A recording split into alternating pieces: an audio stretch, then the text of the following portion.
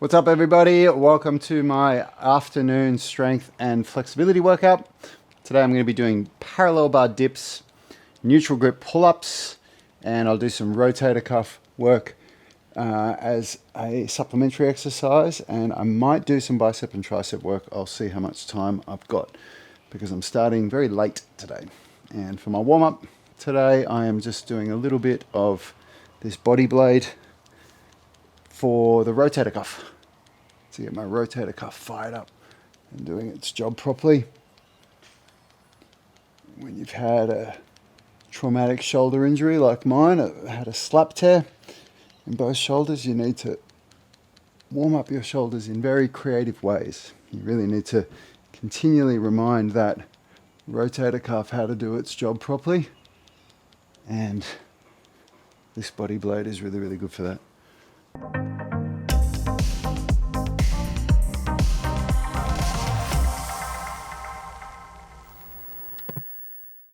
Okay, let's do some shoulder circles now, and then I'll do some workout specific warm-up stuff.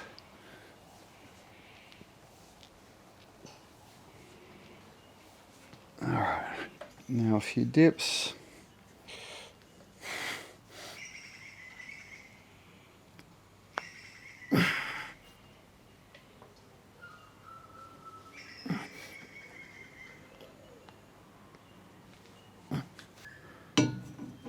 For my pull-ups, I'm working around a lingering case of golfer's elbow.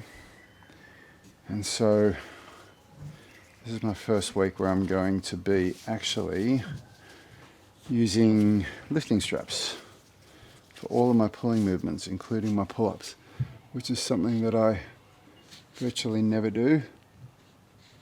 I don't like using lifting straps unless I have to. And I'm kind of forced to use them at the moment because this golfer's elbow is just being very persistent. I'll put that box in the wrong spot.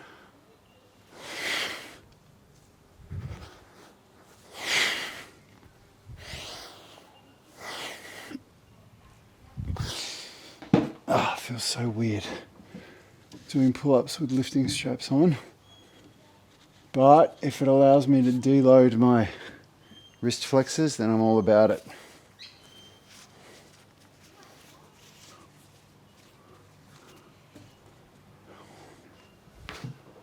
Okie dokie, round one.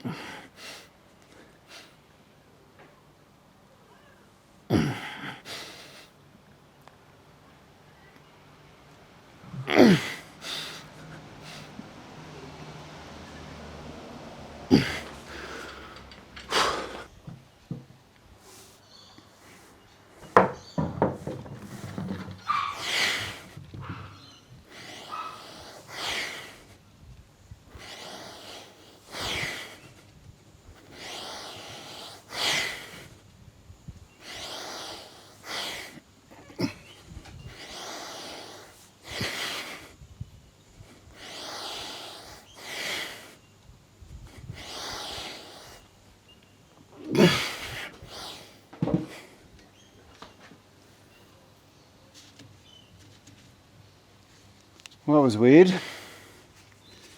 but it worked. Let's see how we go.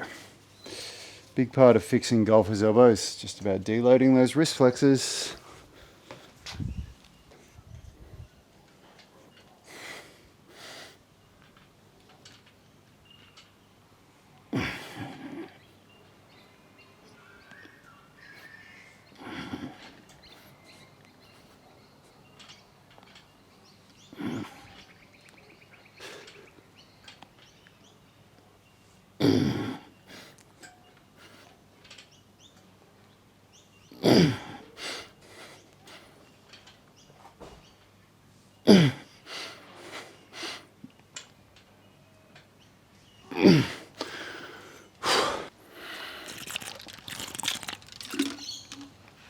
So I'm sticking to a push and pull split, which is really important for upper body strength development and structural balance. But I'm really going for it on these dips. I'll do it for a few cycles again to really get back on the gains train for building muscle in my chest, which is something that's always really lagged for me. So I'm doing a 3-second eccentric, and then I'm pushing straight up and really trying to lock out the scapular depression for full range of motion, and then going straight into the next rep so I get more time under tension with a controlled eccentric, which is more damage to the muscle fibers to stimulate hypertrophy. And I'm also aiming for more time under tension by not pausing between reps. I'll probably do a back off set as well at the end.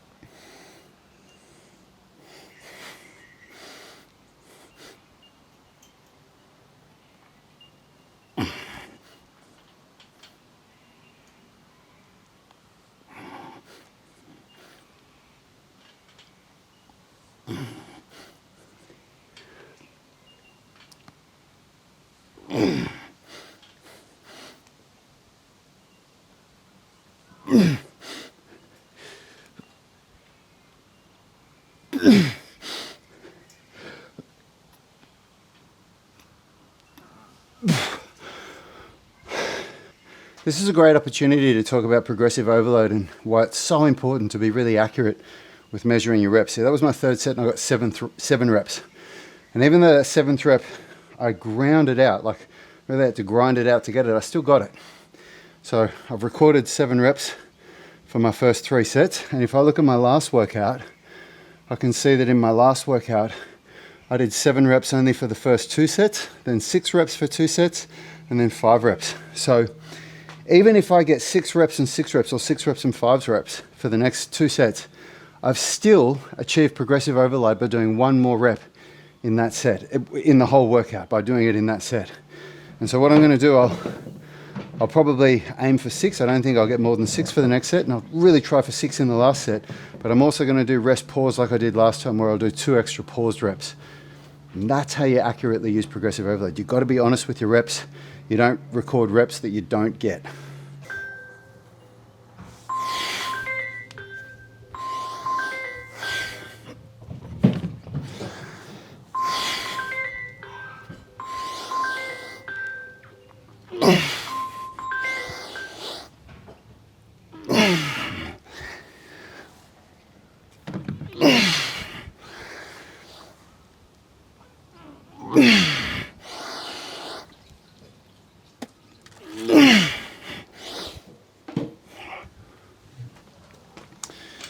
So I'm really looking for 6 good reps here, and then a couple of rest pause reps.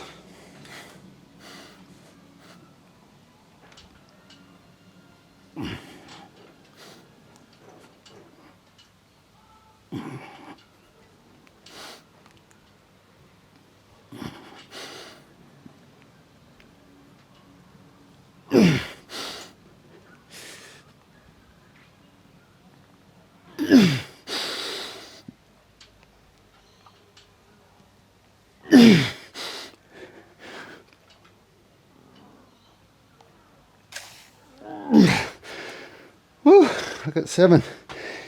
Oh man, the last one was dirty, but I still got it.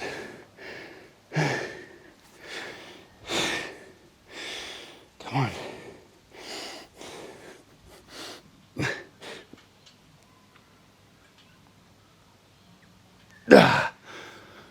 Woo! All right, here we go.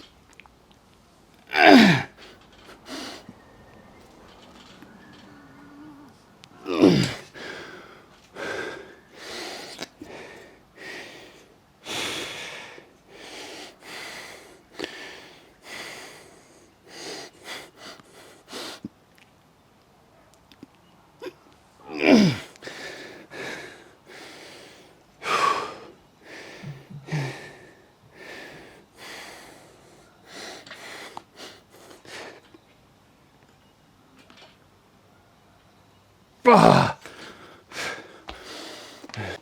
for that set, I'm only recording 6 reps because I barely got 6 before I had to do the rest pause. And only if I record the amount of reps that I got before, pushing beyond failure, only then can I use progressive overload accurately. Okay. All right. Oh, the wrists are pretty bloody sore at this point. It's getting smashed by these straps. Okay.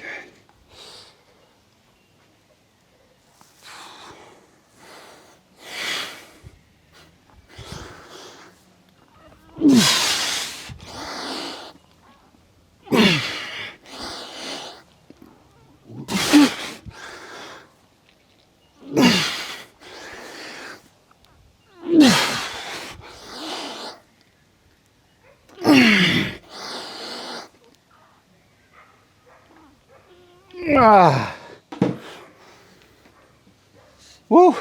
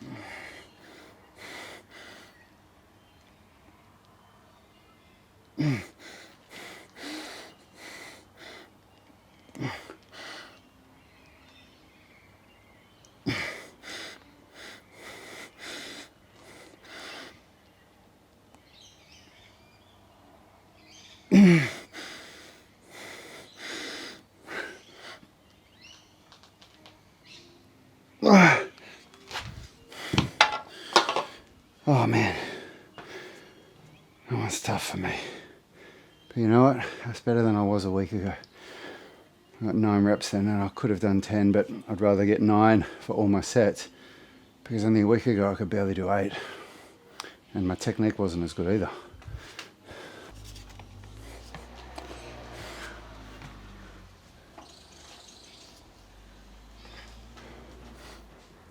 Okay, I'm going to use the mirror here because I really want to see what's going on with my arms.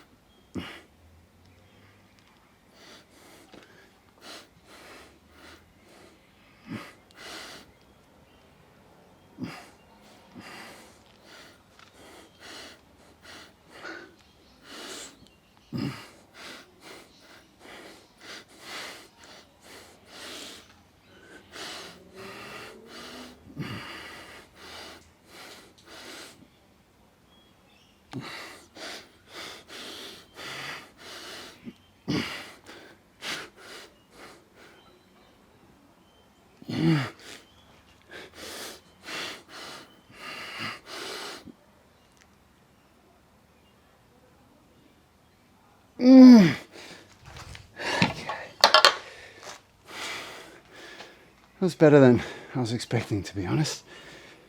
When I looked at my video from last week, every time I went down and I went past a certain range, my elbows dropped, and that's really bad on an external rotation. You're really meant to keep your elbows still.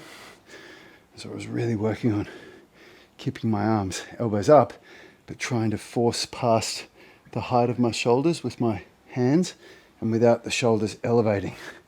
Because those are the things you really want to think of. You want to keep your shoulders depressed at all times. You want your elbow at shoulder height at all times, but you want to go as far into internal rotation as possible, which is really hard for me post slap tear. Like external and internal rotation flexibility has been a real challenge to get back after slap tears. Like I was way worse than I am now. And, I'm not great, but so much better than I was before. So that's good. I'm really happy with that. So I'm just looking to recreate the same success that I had in the last set and be like 1% better. So the tempo's got to be on point.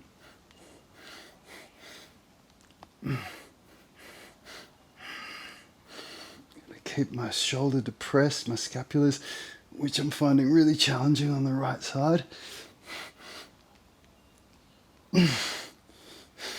And trying to keep the elbow still as well.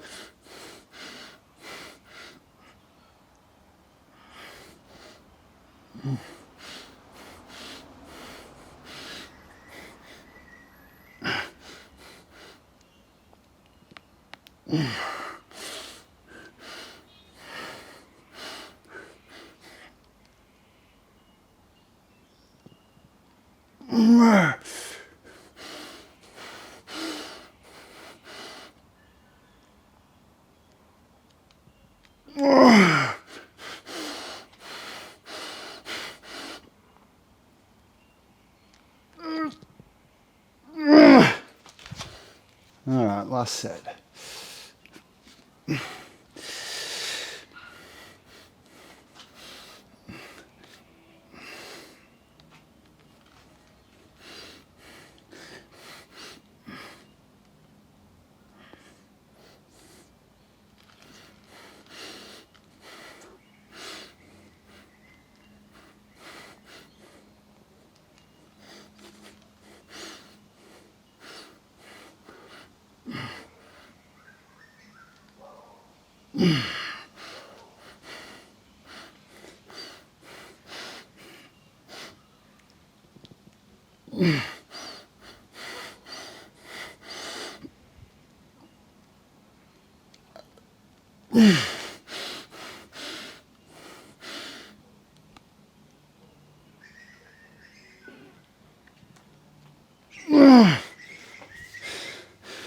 Woo.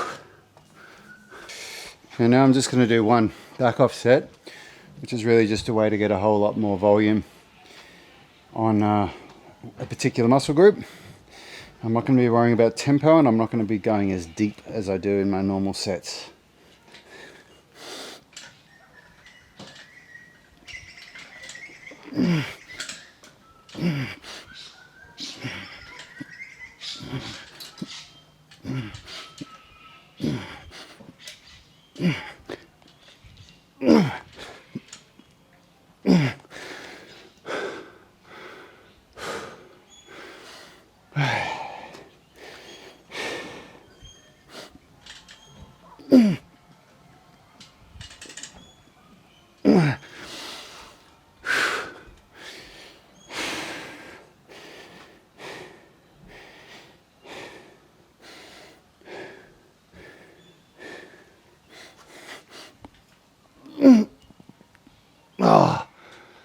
Oh, that'll do.